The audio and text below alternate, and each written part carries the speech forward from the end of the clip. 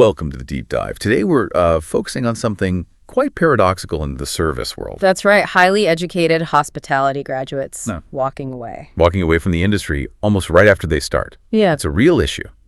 So we're diving deep into, well, a whole stack of sources looking at this talent crisis, specifically in India's hotel industry, trying to understand why students spend so much money, invest so much time, only to, well, drop out within the first few years.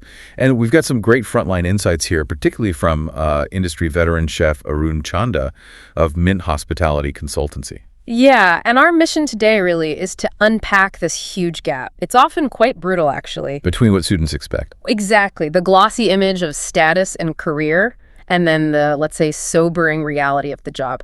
But more than just identifying it, we need to look at the specific, actionable fixes being proposed. A real culture redesign. Not just surface stuff. No, absolutely not. We need to figure out how to stop the industry losing potentially a whole generation of talent. Okay, so the core issue, this leak in the pipeline, it really starts with a massive mismatch, doesn't A it? monumental one. You've got these bright young people, highly trained, spent serious cash on degrees, and then bam, hit with what we're calling the financial shock with that first paycheck. Let's put some numbers on that straight away because, look, they are stark. Yeah. Our sources are pretty consistent. Somewhere between, say, 25 to 35% of hotel management grads are leaving within 3 years. 3 years. That's incredibly fast. It's fast, and the attrition rate is just financially damaging for everyone. The hotel, the graduate, the family. It kicks off with that cost versus reward equation, the investment students make. I mean, tuition, living costs, everything. It adds up quickly. We're talking 10 to 15 lakh rupees. Yeah. Easily. And just to give you a sense of scale there, 10 to 15 lakh rupees is a very significant investment in India. Yeah. Often years of family savings or a major student loan. We're talking, the core fees for government IHM's Institutes of Hotel Management. The prestigious ones. Right.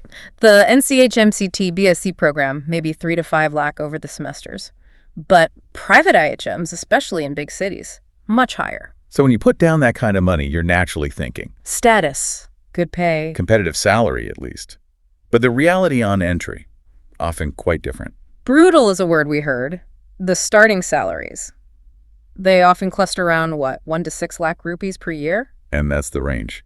Many frontline jobs start much lower. Oh, yeah. Maybe 15, 16,000 rupees a month. Right. And that massive gap is the primary fuel for this. You've spent a fortune on a specialized degree. Supposedly the gold standard. And your first paycheck barely covers rent in Mumbai or Delhi, let alone justifies the debt or the prestige you thought you were buying into. That disappointment, that feeling of it not being worth it. That's where the churn begins. Instantly. Which brings us to these historically high turnover rates. Why is hospitality so, vulnerable here? It's not just the money, is it? No, it's a cocktail of factors, really. The core drivers for that 25-35% churn are pretty well known. Like what? Punishingly long hours, for one. Low starting pay, obviously. Extremely high-pressure environments. And often thin training, right? Yeah. Not enough support. Exactly. Thin coaching. And crucially, unclear paths for growth. Like, where am I going? How fast? And all those existing problems got hit by, the pandemic. Oh, massively. What we're calling the COVID hangover. Just threw everything into chaos. How so? Well, the training model collapsed. Hands-on learning, suddenly online. Placements just vanished overnight. Right. And hospitality suddenly got this reputation as, frankly, a risky and unstable career path. Which impacted recruitment later on. Definitely.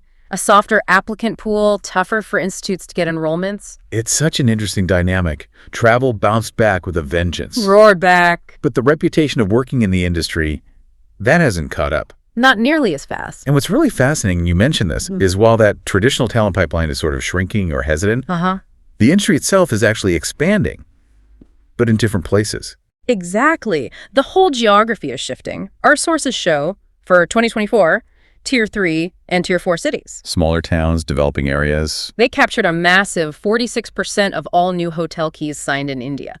46%. Wow. So the growth isn't primarily in the big metros anymore? No, the biggest growth opportunity is moving away from those expensive, high-churn Tier 1 cities. So you got this really stark contrast, growth in smaller cities. Yep.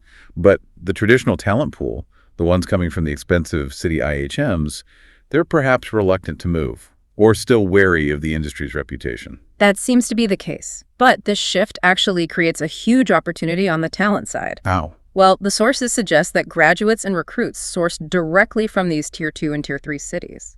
They often bring something extra. Like what? More motivation? Often, yes. That fire in the belly we hear about, a stronger work ethic perhaps. They're critical because they might be more stable, less fixated on hitting those top metro salaries immediately. More focused on building a career locally.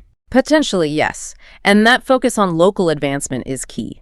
So if the industry keeps losing these talented graduates, especially from the operational side, that's got to hurt service quality long term. Oh, absolutely. No question. It jeopardizes consistency, operational excellence, everything. Do the big brands see this? Are they trying to fix it?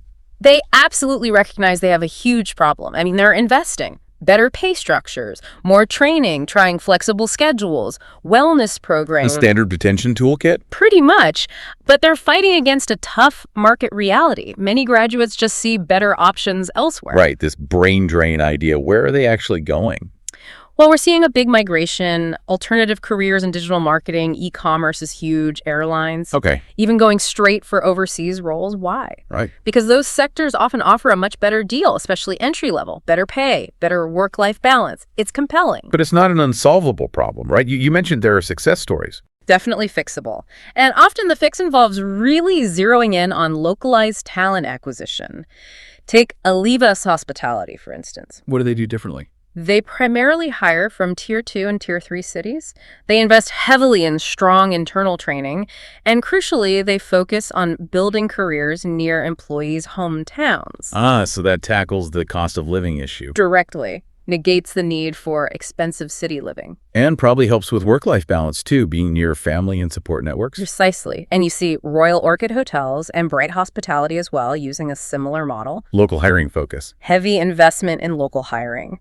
They even work with local ITI's industrial training institutes for specific skills. They focus on training and building, real emotional connections. Staff feel valued. And that commitment, building stability where the growth is, that's reducing turnover. Dramatically, and boosting quality in those expanding markets. Okay, this is where it gets really practical then.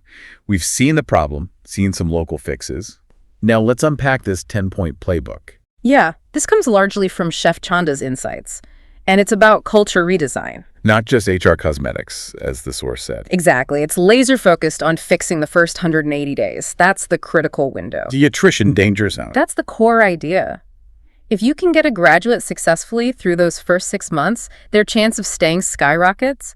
This playbook aims to remove every single friction point, every source of disappointment right at the start. And make growth feel immediate. Immediate and visible, yes. Okay, point 1, the expectation contract. Why is a simple one-page contract spelling out shifts, offs, salary breakdown?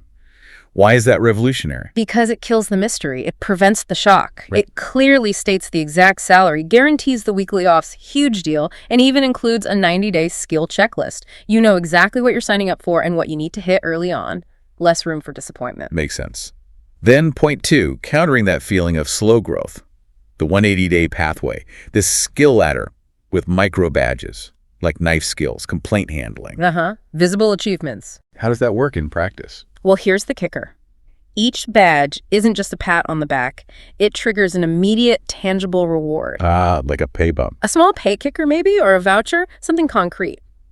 It doesn't wait for the annual review. Growth becomes financially real right now. Directly fights that low starting salary frustration. Okay, tackling the big one, long hours, work-life balance. Yeah. Point 3, the work-life balance fix.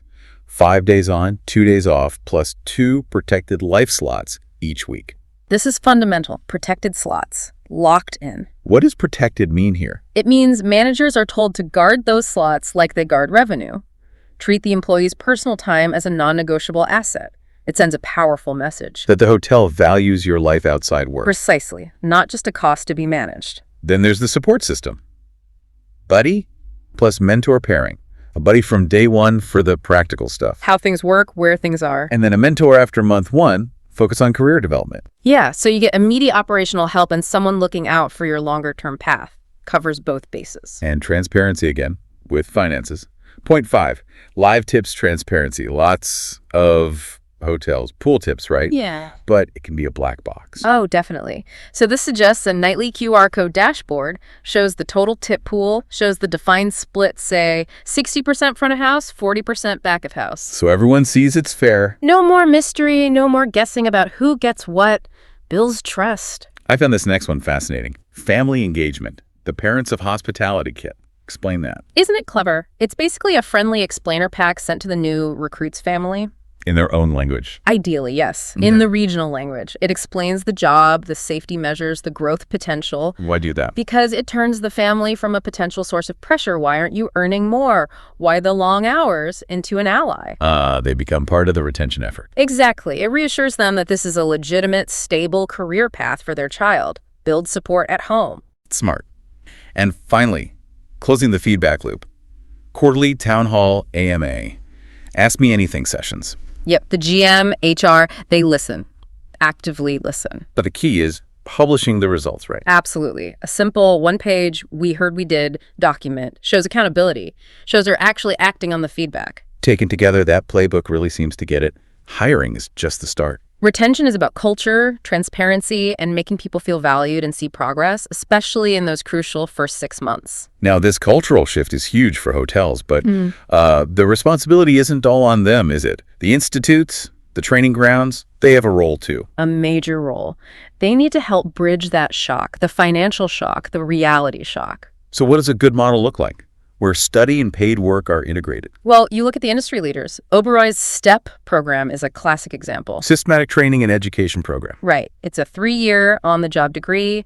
You get a monthly allowance, accommodation, meals, uniforms, and dedicated time for study. You're earning while you learn. Which basically eliminates that initial financial pain point. Completely, because you're productive and compensated from day one. Any others? IHCL, the Taj Group, has similar structured programs. Their MT management trainee and HOMT hotel operations management trainee pipelines. Right.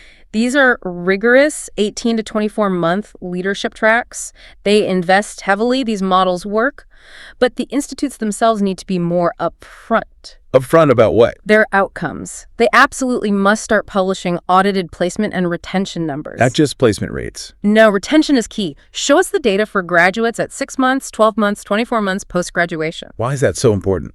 Because if applicants and their families can clearly see that graduates don't just get jobs, but they stay in the industry, that builds massive confidence. Confidence in the program, confidence in the career itself. So, pulling this all together. Yeah. Looking at the future. Yeah. We saw that growth explosion in Tier 3, Tier 4 cities.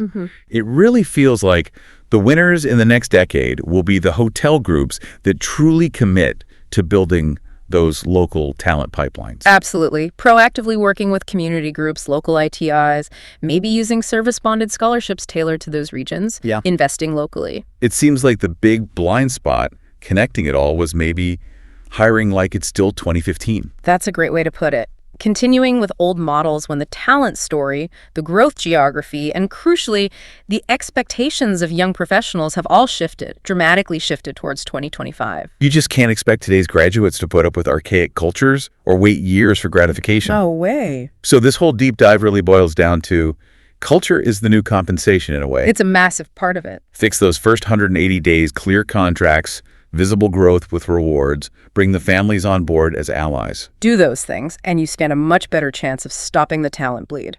Which leaves us with a really interesting thought for you, the listener, to mull over. Yeah, consider this. If the industry does successfully implement these localized, high-support, transparent models, especially in those booming Tier 3 and Tier 4 markets, will that success start to reverse the negative perception of hospitality careers back in the major metros? Or will these new centers of growth permanently reshape the talent map? Will the regions become the real engine of service excellence for the whole country? A fascinating question. Will the new growth hubs set the new standard? Thanks for joining us for this deep dive into the business of service.